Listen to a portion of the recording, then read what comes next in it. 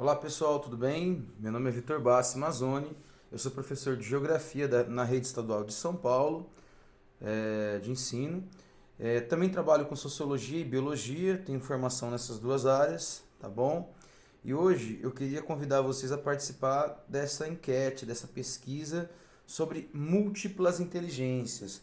Mas para que vocês possam responder essa enquete, essa pesquisa, primeiro vocês precisam compreender quais são essas múltiplas inteligências e tentar se auto-identificar dentro dessas inteligências. Então, o objetivo dessa aula hoje, dessa aula pesquisa, né, é a gente conseguir identificar as inteligências que vocês têm para que isso seja retratado neste questionário, tá bom? Então, primeiramente, queria agradecer a todos que estão participando dessa aula, que se dispuseram a se autoconhecer e ajudar nessa minha pesquisa. Hoje eu vou propor algumas novas inteligências nesse meu estudo, tá? E gostaria da participação de vocês e do comentário de vocês depois também na pesquisa, tá bom?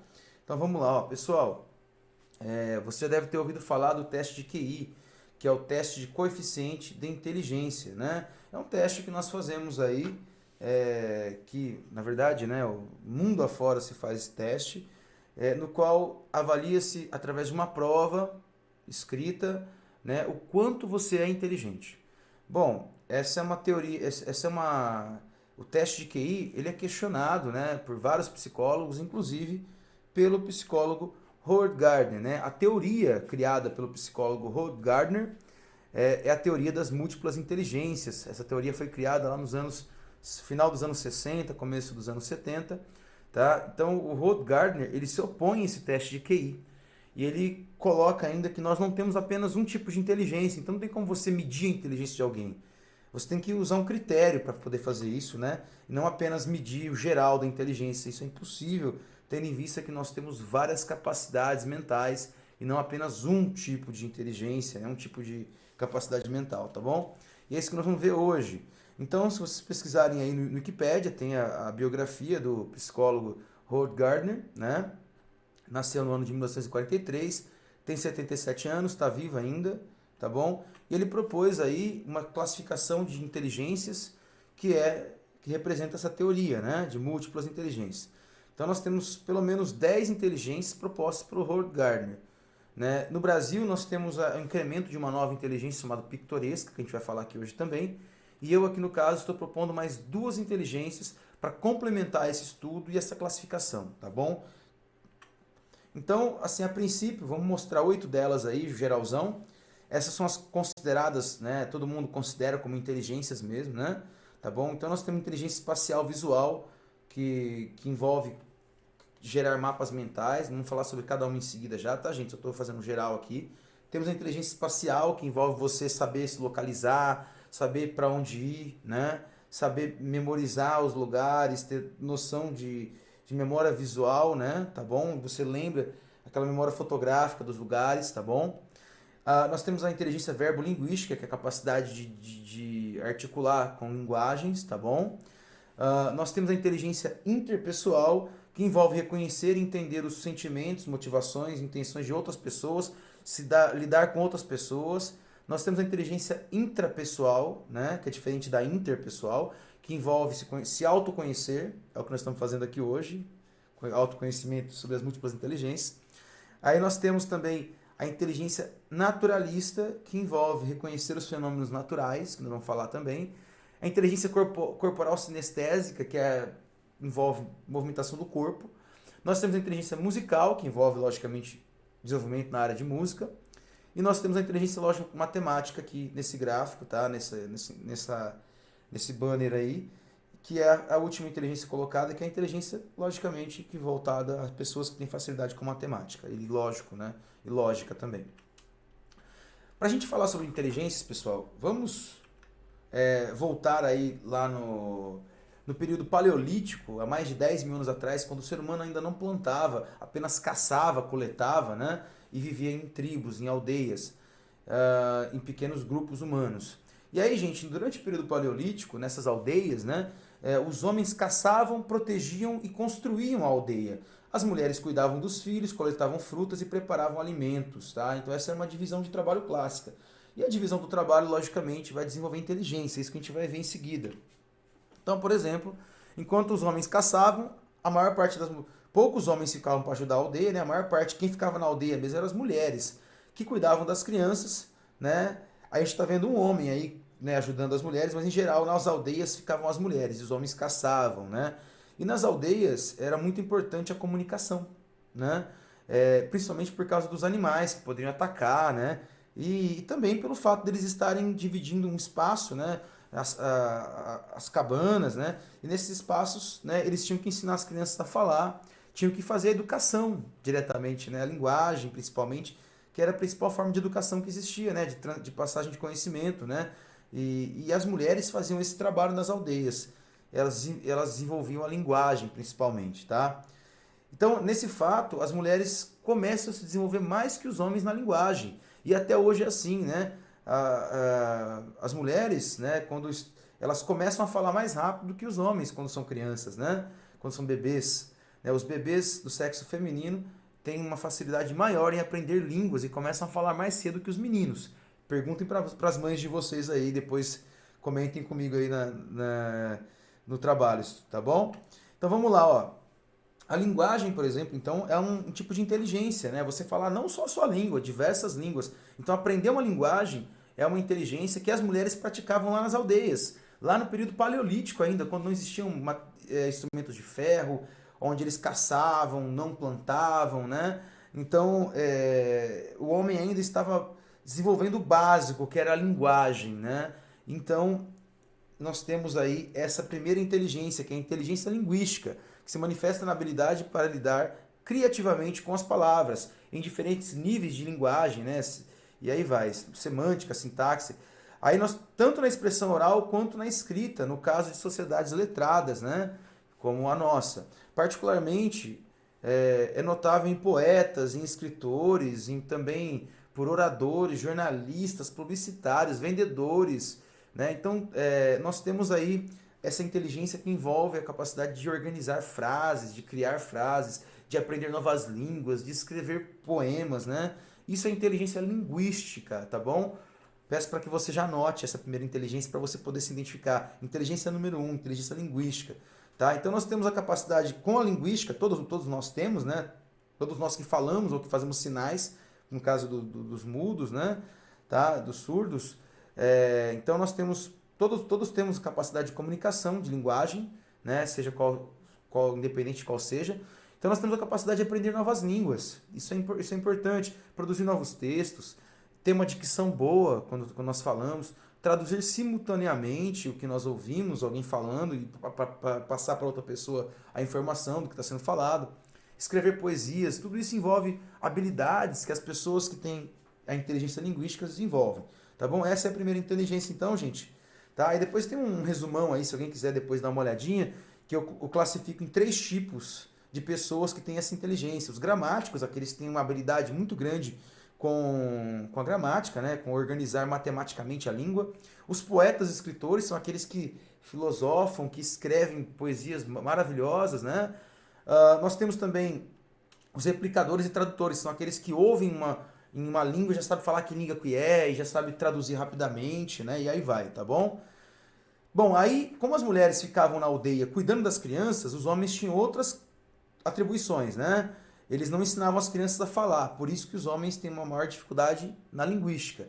Tanto que a maior parte das mulheres, né, fazem cursos de letras, por exemplo, né, que trabalha com línguas, tá bom, no Brasil. Aí os homens, na verdade, nas aldeias, eles ficavam responsáveis por outras atribuições, que eram construir, caçar. E essas atribuições envolviam falar menos e aprender mais matemática. Por exemplo, você poder construir uma cabana, por exemplo, envolve um conhecimento matemático, de estrutura, né, e tudo mais, tá bom? E os homens, então, já tinham essas habilidades. A caça também, que desenvolvia inteligência espacial, por exemplo, né? E agora nós vamos falar sobre a inteligência matemática aí, tá bom? Que é a segunda inteligência. Então anotem a segunda inteligência, pessoal. Inteligência número 2, inteligência lógico-matemática. Como diz o nome, é a característica de pessoas que são boas em lógica, matemática e ciências. É a inteligência que determina a habilidade para raciocínio lógico-dedutivo e para a compreensão de cadeias de raciocínios, bem como a capacidade de solucionar problemas envolvendo números e elementos matemáticos. É a competência mais diretamente associada ao pensamento científico e, portanto, à ideia tradicional de inteligência. Músicos, instrumentistas, administradores, astrofísicos e matemáticos são exemplos de profissionais nos quais essa inteligência se destaca, tá bom? Então, se você tem facilidade aí de mexer com os números, de resolver problemas, né, lógicos, matemáticos, você tem esse tipo de inteligência e você pode desenvolver mais ainda, né? E quem não tem pode se preocupar, né, a ponto de desenvolver um pouco mais para não ficar para trás nessa inteligência que é tão importante, tá bom? Que é considerada a linguagem universal, a matemática, né, do universo. E aí eu classifiquei 3 tipos aí de matemáticos, né? Pode existir até mais, né? Os matemáticos têm os sistemáticos, calculistas, que envolvem, né, pessoas que são muito perfeccionistas, que gostam das coisas muito bem organizadas, são aquelas pessoas muito organizadas no dia a dia, que tem sua casa bem arrumada, né, que não gostam de nada fora do lugar. Então esses são os sistemáticos calculistas. Nós temos também os físicos, que questionam as regras do universo, que gostam muito de astronomia, né, que gostam de calcular a distância entre os astros, né, e aí vai.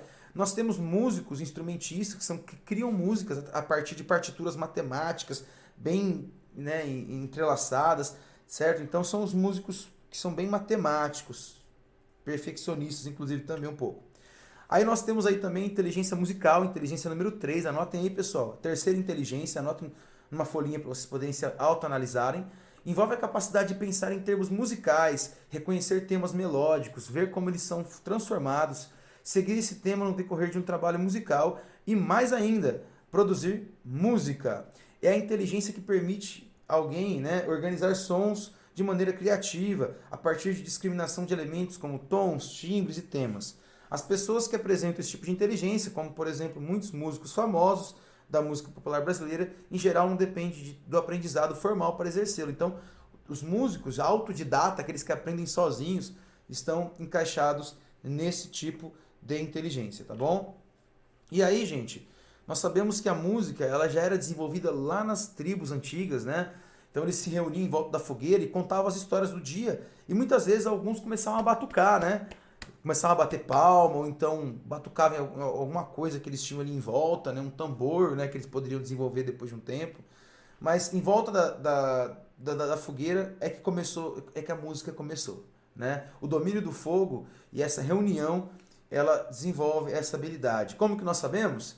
Porque nós já temos resquícios muito antigos de que dentro de cavernas, onde faziam fogueiras, né, eles usavam uma flauta como essa, por exemplo.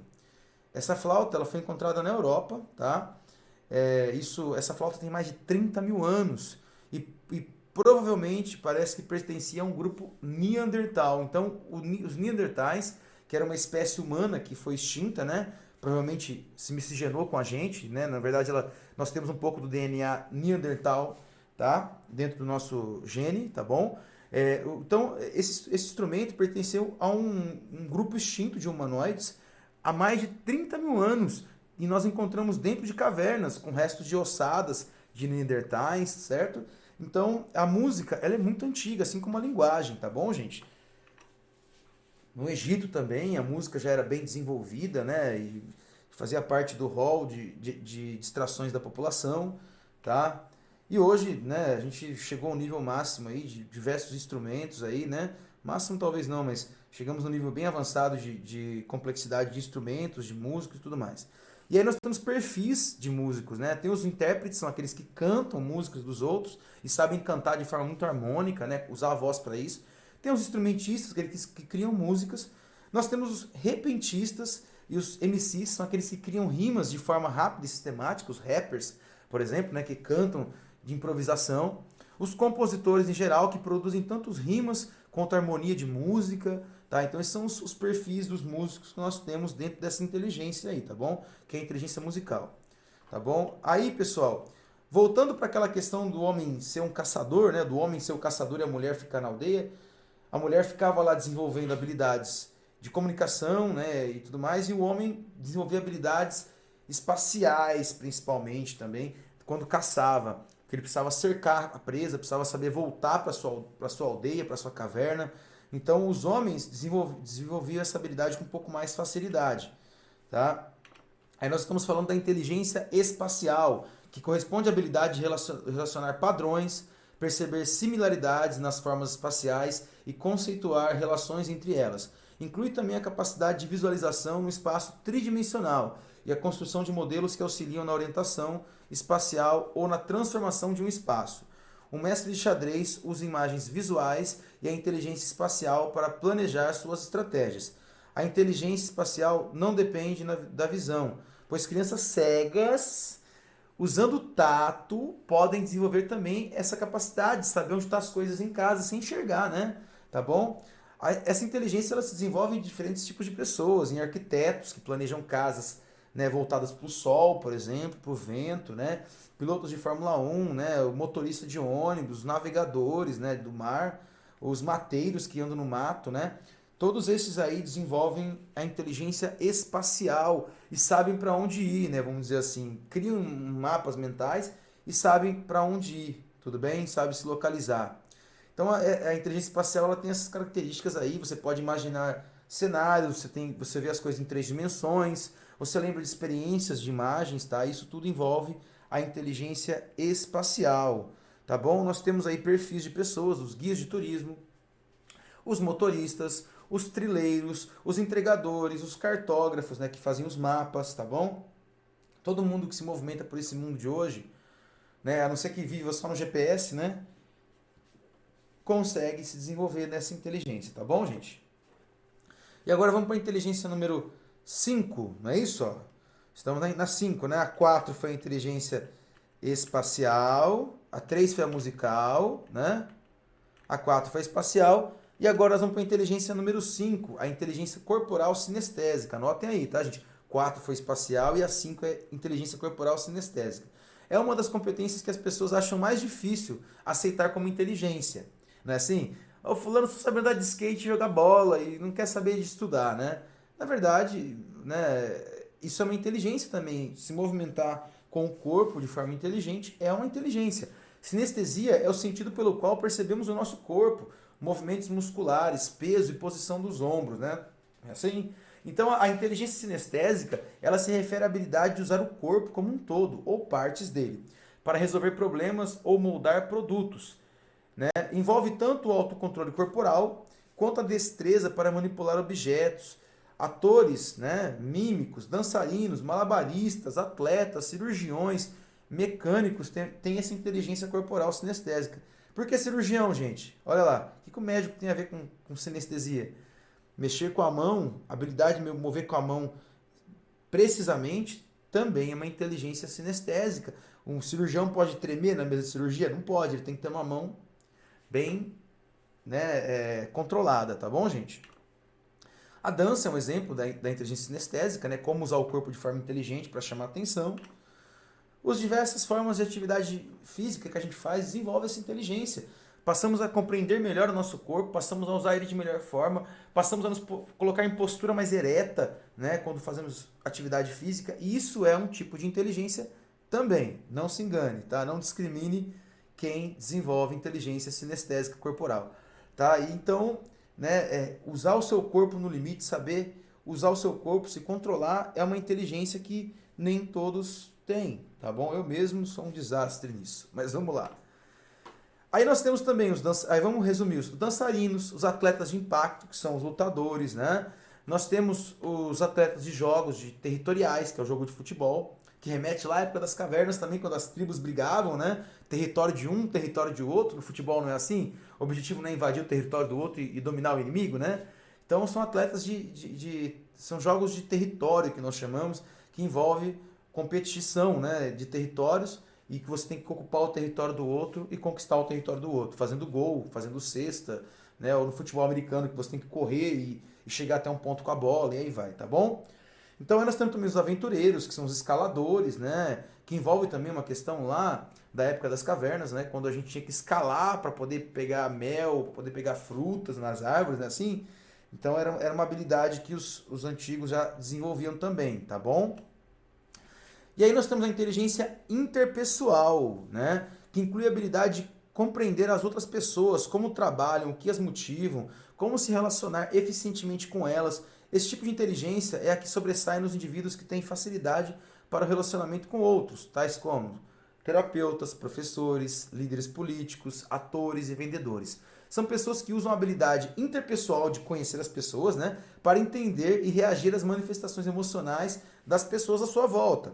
Nas crianças e nos jovens, tal habilidade se manifesta naqueles que são eficientes ao negociar com seus pares, que assumem liderança ou que reconhecem quando os outros não se sentem bem e se preocupam com isso, né, gente? Então, nós estamos falando de uma inteligência que envolve liderança,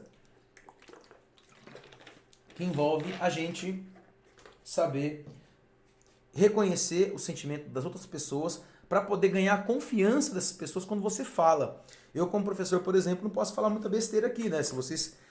Eu tenho que entender como vocês estão olhando para a minha pesquisa aqui, né? Eu preciso saber como falar com vocês, como chegar ao público. Isso é inteligência interpessoal, que eu estou tentando usar aqui um pouquinho, tá bom?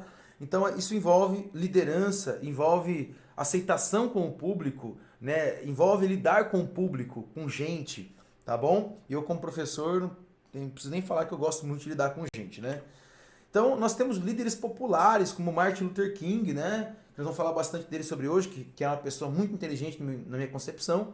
Ele era um pastor de igreja que, né, levantou aí uma causa, né, e conseguiu perceber que as pessoas não estavam mais aceitando o racismo, e ele conseguiu falar de forma que atingisse, né, o coração das pessoas. Olha, o racismo precisa acabar, nós precisamos sonhar com um mundo melhor, né? Infelizmente foi assassinado, né, o Martin Luther King, até por seus ideais, né? Isso acontece muito na história do nosso planeta. E nós temos os professores também, que são pessoas que precisam desenvolver essa habilidade de, né, comunicação com seus alunos, precisa saber que tipo de série que está trabalhando, né? Quantos anos tem os alunos, que tipo de linguagem que você pode usar. Isso envolve inteligência interpessoal, conhecer os outros à sua volta e saber lidar com essas pessoas, tá bom?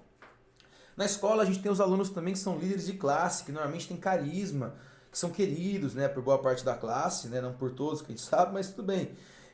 São pessoas que têm um carisma mais desenvolvido, uma interpessoalidade mais desenvolvida e por isso se tornam líderes de sala, se tornam líderes estudantis, tá bom? Nós temos aí vários perfis, né? Nós temos os oradores, né? Que vocês podem depois dar um print, dar uma olhada aí, se vocês quiserem dar um pause para dar uma olhada. Os oradores, né, que têm habilidade de linguagem, né, de fala. Nós temos os solidários, que são aquelas pessoas que se importam com os outros, né, e têm uma capacidade de empatia muito grande, então isso acontece muito com os psicólogos. Nós temos os interlocutores, são as pessoas que unem diferentes tribos, diferentes grupos humanos, né, pessoas que conseguem falar tanto com índios, quanto com empresários, né, por exemplo, quanto com fazendeiros, quanto com pessoas de todas as classes, idosos, jovens, conseguem fazer interlocução entre os diferentes grupos humanos. Nós temos os líderes, né, que são, né, reconhecidos pela sua capacidade, né, como os chefes de empresas que têm uma habilidade muito grande e ganham o respeito dos seus funcionários, que é muito raro hoje, mas tem ainda, né? Essas pessoas que são líderes, são chefes, mas também são líderes, tá bom, gente? E ganham assim a admiração dos seus funcionários, daqueles para quem eles trabalham. Isso acontece com treinadores de futebol, acontece com líderes de empresa, né, em geral, e aí vai, tá bom, gente? Aí nós temos a inteligência intrapessoal, que é a inteligência que envolve a nossa inteligência de dentro, do autocontrole, das emoções principalmente. Vamos ler esses textos que eu estou mostrando para vocês, tá bom, gente? Nós estamos chegando à inteligência número 7, a inteligência interpessoal foi a 6, anotem também, tá, gente? Vai anotando uma por uma aí, tá bom?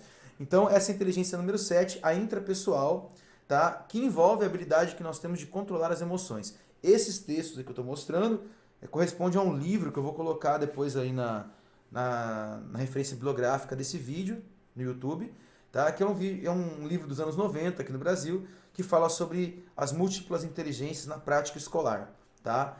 Mas vamos lá, continuando. É uma adaptação dos textos, né, gente? Vou mostrar para vocês depois. A inteligência intrapessoal é a competência de uma pessoa para se autoconhecer e estar bem consigo mesma, administrando seus sentimentos, suas emoções, seus medos a favor de seus projetos. Significa dimensionar as próprias qualidades de trabalho de maneira efetiva e eficaz, a partir de um conhecimento apurado de si mesmo, né, de si próprio. Ou seja, reconhecer os próprios limites, aspirações e medos, e utilizar esse conhecimento para ser eficiente no mundo. Os terapeutas são exemplos de alguém capaz de refletir sobre suas emoções e depois transmiti-las para os outros. Essa capacidade também aparece em líderes políticos e tudo mais. Vamos ver já aqui, ó. Gente, isso envolve a pessoa que tem um autocontrole emocional, a pessoa que não se estressa facilmente, que pratica yoga, né? Tem todo aquele processo de tranquilidade, não se estressar, pensar sempre positivamente. Isso envolve a inteligência intrapessoal, porque se a gente não cuidar do nosso psicológico, a gente pira nesse mundo de hoje, né, gente? O mundo tá muito maluco. Se a gente não tiver um autocontrole, não fugir da realidade um pouquinho para se tranquilizar, não tem como. Aí nós temos os pacifistas, né? São aquelas pessoas que buscam a paz interior, né? Nós temos vários líderes religiosos que entram nesse princípio, tá bom? Então, eu entendo dessa forma aí que o autocontrole de um pacifista que consegue se controlar, evitar os seus vícios do mundo moderno, que nós temos diversos vícios aí, né? Alimentação, a questão sexual, né? Nós temos o vício em drogas, nós temos o vício de compras, o vício nas redes sociais. Tudo isso nós precisamos controlar para ser feliz nesse mundo. E essa inteligência é importante. Não só se autocontrolar em termos de pacificação, né? de paz interior, mas também nós precisamos pensar que certos profissionais precisam ter um autocontrole fenomenal. Por exemplo, os médicos, né, os cirurgiões, lembra? Que não pode tremer durante a cirurgia. Então, os cirurgiões, por exemplo, eles têm um autocontrole muito grande, né? Porque eles sabem que a qualquer momento o seu paciente pode morrer ali se ele errar. Então, ele tem que ter uma frieza muito grande, certo? Então, os médicos, em geral, que tratam problemas aí na prática mesmo, nas emergências, precisam ter essa inteligência desenvolvida, de autocontrole, de colocar a razão acima da emoção, né? De não perder o controle em momentos de tensão.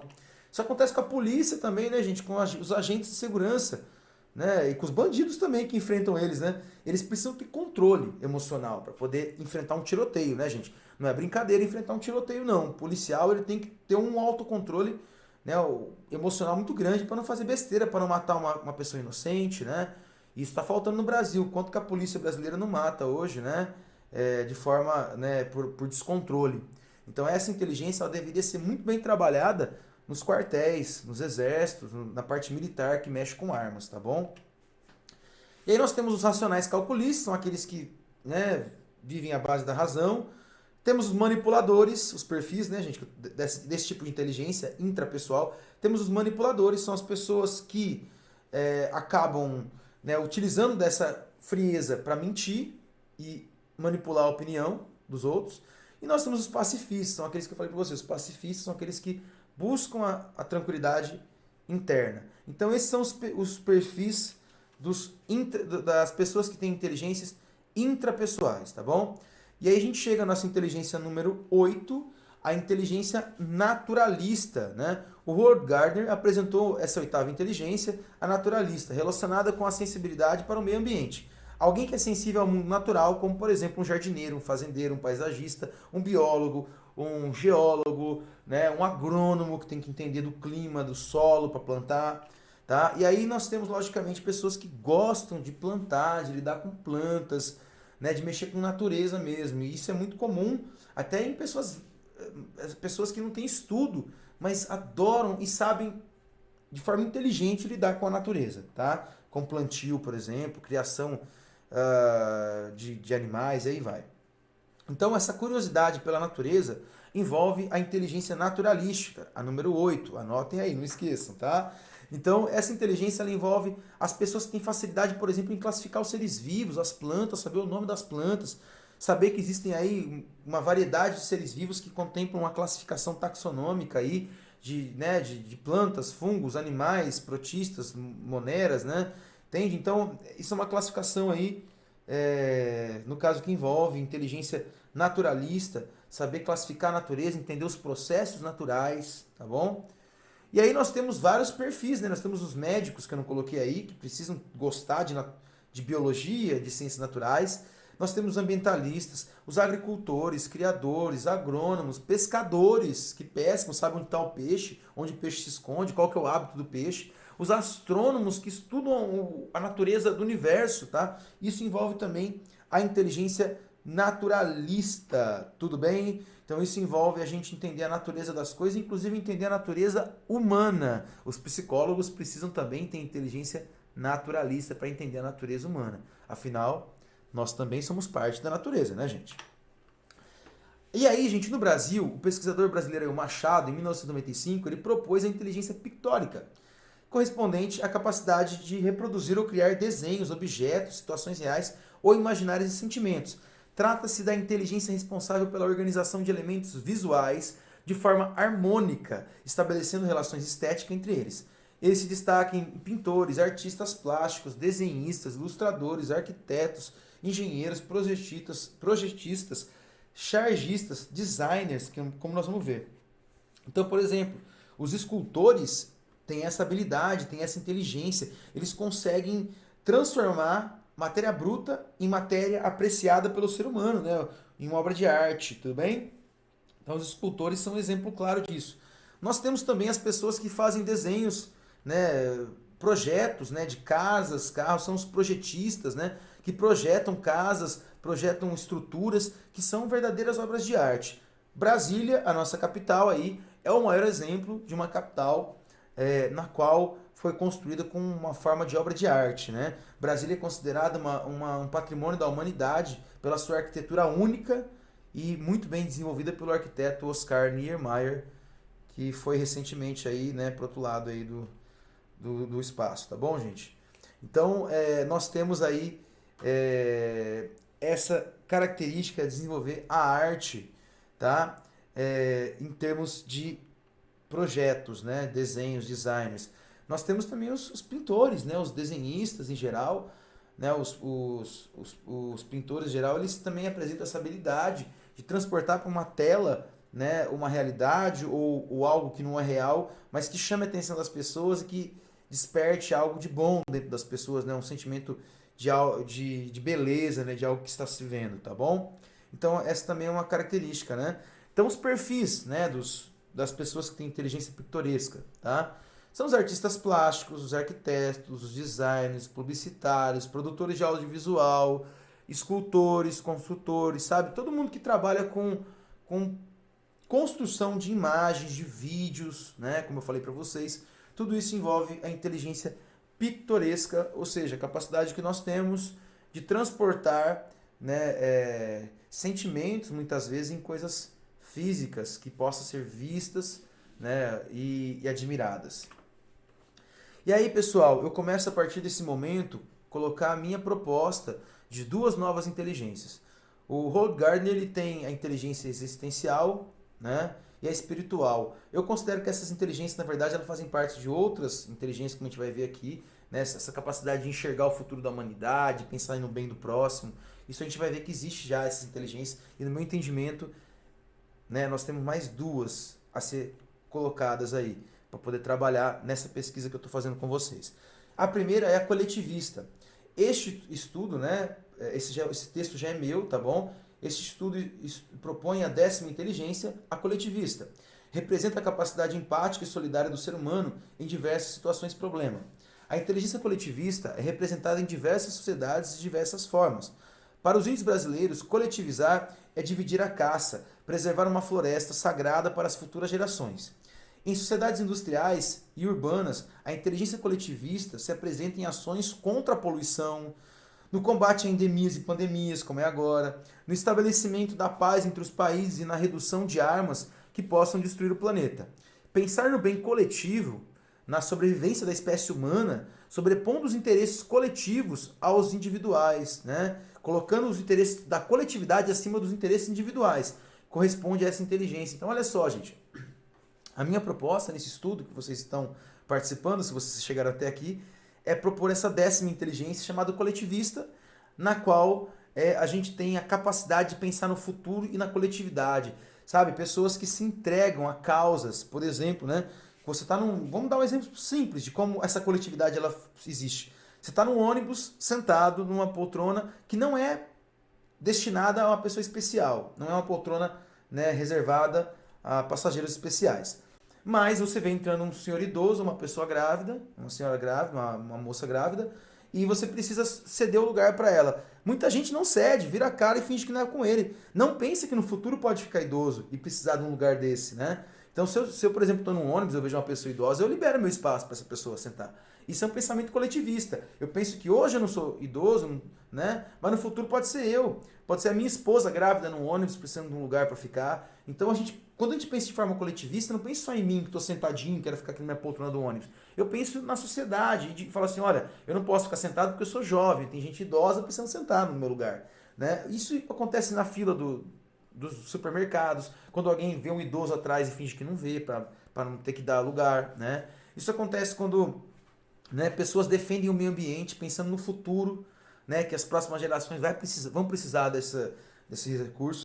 Então, esse espírito coletivista ele envolve muita empatia, se colocar no lugar do outro, e a questão da sociabilidade, né, que envolve muito a questão social. Não adianta nada nós sermos egoístas e destruirmos o planeta. Temos que pensar no futuro, não é assim que falam os ambientalistas? Isso não é certo. Né? Nós temos uma capacidade de destruição muito grande desse planeta. E ser coletivista é pensar no coletivo. É colocar os seus interesses individuais abaixo dos interesses coletivos. Isso é, assim, uma inteligência. Né? Você vê que países mais bem educados, né, onde a educação funciona melhor, os jovens são mais coletivistas. Pensam no meio ambiente, pensam em ajudar os mais idosos, pensam em ajudar a sociedade de toda forma, reduzindo o lixo, né? Separando o lixo. Tudo isso, as pessoas que têm essa inteligência costumam se doar mais a causas que são justas, né? Causas justas, né? A questão do meio ambiente, a questão do lixo, a questão das pessoas mais pobres que precisam comer minimamente, pessoas que pensam que as pessoas têm que ter ajuda realmente e não podem ser abandonadas, né, a Deus dará. Então nós temos essa inteligência no meu entendimento. Uma sociedade mais inteligente, ela precisa ter a inteligência coletivista, né, que pode ser de todos. Se todo mundo abraçar essa causa, o mundo será muito melhor. Né? Então a inteligência coletivista ela pode ser também coletiva, dividida por todos, e num mundo muito mais justo, sem poluição, sem desmatamento, sem individualismo, né? A pessoa que só pensa no próprio lucro e não na coletividade, sem empresários que não respeitam o meio ambiente, né? Esse mundo seria muito melhor. Um empresário que pense no coletivo, né? O ser humano que pense no coletivo, não destruam os nossos recursos naturais, não acabem com os recursos pensando apenas no lucro. Então, é mais do que pensar no lucro, mais do que pensar no individual. A coletividade envolve isso, tá bom?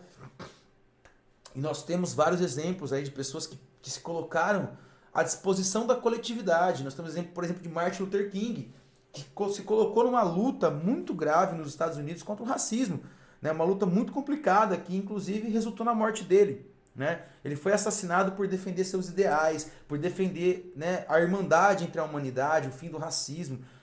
Assim como nós temos também no Brasil a vereadora Marielle Franco, que foi assassinada brutalmente pelo fato de ter enfrentado as milícias, que são grupos armados, né, egoístas, que pensam apenas no deles, né, no dinheiro que eles vão ganhar em cima da comunidade, cobram caro pela distribuição de botijões de gás nas favelas, da energia elétrica, da TV a cabo, cobram, né, coisa que nem é deles, né, e de forma de prejudicar a comunidade, a coletividade. E a vereadora Marielle Franco, que lutou contra isso, sabia que poderia morrer na mão desses milicianos, que são covardes, que são pessoas que só pensam no próprio umbigo, no próprio lucro, né? Ela lutou contra isso, pensando na coletividade, nos mais pobres, nos favelados, nas mulheres negras, e infelizmente foi assassinada por isso. Então, nós temos exemplo de duas pessoas que usaram a inteligência coletiva, foram assassinados? Foram, mas ficaram para a história e mostraram qual o caminho que a humanidade tem que seguir. O caminho da democracia, o caminho da liberdade, o caminho da coletividade, no pensamento coletivo e não individualista, egoísta, tá bom? Nós temos vários exemplos de músicos que pregavam isso, que falavam sobre isso. Nós temos exemplo aí do Bono, do U2, que defende um mundo com menos poluição, com menos mudanças climáticas, com mais distribuição de renda. Raul Seixas criticava a ditadura militar, que defendia a liberdade de expressão. Renato Russo, que mesmo não sendo índio, se colocou no lugar do índio empaticamente, falou, peraí, os índios são torturados, né, massacrados, e fez uma música chamada Índios, que é muito linda, do Legião Urbana, que conta essa história, né? Nós temos também exemplos de pessoas que lutam por direitos que nem sequer é diretamente para elas, né? Por exemplo, as pessoas brancas que lutam pelos direitos dos negros, como é o caso que a gente está vendo aí, Black Lives Matter, não é assim? Então, Black Lives Matter, né? Ou seja, as vidas negras importam. Pessoas brancas lutando para que os negros tenham os mesmos direitos. Olha a solidariedade de um grupo humano com o outro, né? Um grupo que foi privilegiado ao longo da história, que foram as pessoas brancas, com os negros que foram prejudicados ao longo da história. E nós temos aí então, né, pessoas que estão lutando, né, juntamente com negros, mesmo não sendo diretamente negros, né? Pode, né? E aí nós temos então esses exemplos de pessoas que lutam pela coletividade, contra o racismo, né? Contra as coisas que são ruins para nossa sociedade, que pensam no coletivo e não somente no próprio umbigo, como falei para vocês, tá bom? Aí nós temos vários exemplos de pessoas, né? Nós temos líderes comunitários que defendem a comunidade, nós temos os políticos que seguem os seus princípios, não são os corruptos, né? Corrupto não tem coletividade nenhuma, é só nele, né? O corrupto só pensa nele. O político realmente que pensa na coletividade, nós precisamos identificar essas pessoas e votar nas pessoas que defendem a coletividade, que têm inteligência coletivista, né? Nós precisamos desses políticos, tá bom? Que defendam a comunidade, o coletivo. Nós temos os pajés, né, das tribos que também, né, costumam gerir as tribos de forma eficiente, distribuindo alimentos, né, em geral, né, gente? Na grande maioria do que a gente sabe dos pajés aí, eles têm um pouquinho disso aí, eles têm que saber lidar com a sua comunidade. Os influenciadores digitais, que são os youtubers, né, gente? Também precisam saber passar uma mensagem positiva, né? E os melhores youtubers são aqueles que passam mensagens positivas para a sociedade. Pelo menos eu identifico dessa forma, né? Lógico que tem youtubers terríveis, egoístas, né, e tudo mais. Mas em geral, para você ser um youtuber, você precisa saber lidar com o público, ter aquela inteligência interpessoal e principalmente também saber propor coisas importantes, né, para o futuro, tá bom? Então nós temos também os líderes religiosos que pensam na paz da humanidade, né? Nós temos um Papa agora que vem trabalhando muito com isso, né? Interessante o trabalho do Papa atual, que é o Francisco, né? Ele pensa muito na coletividade, respeita os homossexuais, né? Pessoas que eram discriminadas pela igreja, agora ele respeita, pensa nessa coletividade, né? E se eu tivesse nascido homossexual, gostaria de ser discriminado dessa forma? Né? Tenho certeza que o Padre Francisco pensa assim, né? O Papa Francisco. Os legisladores, que são aqueles que criam as leis. Quem cria a lei, gente, tem que ser coletivista, tem que pensar na coletividade, não no seu próprio umbigo. Um político que cria as leis pensando apenas na sua individualidade, não na coletividade, é corrupto. Né? Tá pensando nos seus negócios, né? Tá aprovando lei para favorecer os seus negócios. Isso não é coletividade, isso é individualidade. Então, pensar de forma coletiva, colocar os interesses coletivos acima dos seus interesses pessoais, é uma habilidade muito importante que nós precisamos na humanidade no futuro. É uma inteligência, inclusive, né? Para a sobrevivência da nossa espécie humana. Historiadores também que pensam ao longo... Os professores de história, né? Os historiadores, eles pensam no passado para entender o futuro. Isso é coletividade total. Né? A gente estuda o passado e vê que os governantes que pensaram apenas no seu próprio umbigo se deram muito mal. Né? A humanidade teve prejuízos muito grandes com ditadores, pessoas complicadíssimas. E os historiadores estão aí para evitar que ditadores, por exemplo, voltem ao poder, como já ocorreu no passado, no Brasil e no mundo, tá bom? Então é importante também a gente entender que os sociólogos, principalmente sociólogos, né, historiadores também, que está interligado, tem que desenvolver essa inteligência, tá bom? E aí, gente, eu proponho a inteligência número 11, que é a inteligência tecnológica comunicacional, que é a capacidade de interagir com dispositivos tecnológicos diversos. Podemos observar a facilidade da geração pós-anos 2000, que apresenta uma grande interação, que apresenta, né, tá errado esse M, que apresenta uma grande interação com diversos aparatos tecnológicos. É importante separar o vício tecnológico de inteligência tecnológica. Pessoas com inteligência tecnológica usam a tecnologia ao invés de ser controladas por ela. Então vamos lá, olha. Aí que entra.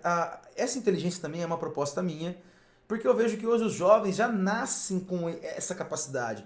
Pessoas com mais idade têm mais dificuldade de lidar com isso. Isso é uma coisa que é uma inteligência que está surgindo, né? A habilidade em lidar com sistemas digitais, tecnológicos. Isso é uma habilidade, sim, né? Não é para qualquer um. Você editar um vídeo, você programar um aplicativo, isso não é fácil, gente.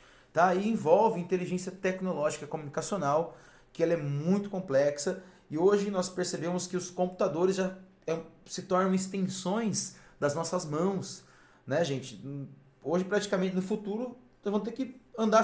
Hoje andamos grudados com o celular, no futuro, quem sabe, o celular já vai estar dentro da gente, né?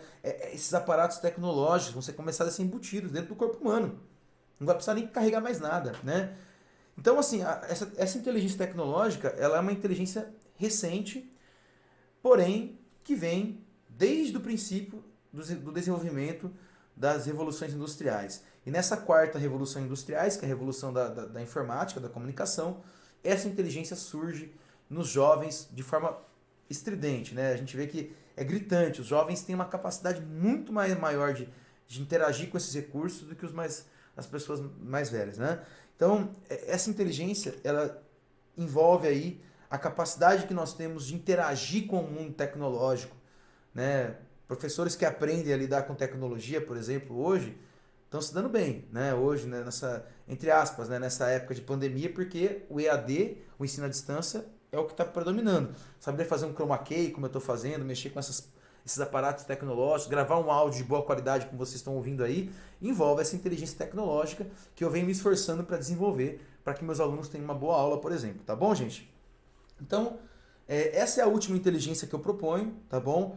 E eu queria, assim, depois que vocês dessem opinião, que eu vou colocar aí num formulário, vou mostrar para vocês agora o formulário, tá bom? Resumindo, né? Os perfis, quem são as pessoas que têm inteligência tecnológica, né? Os programadores, em geral, tá bom? Que envolve matemática e tecnologia. Os produtores de vídeo, conteúdos, né, em geral.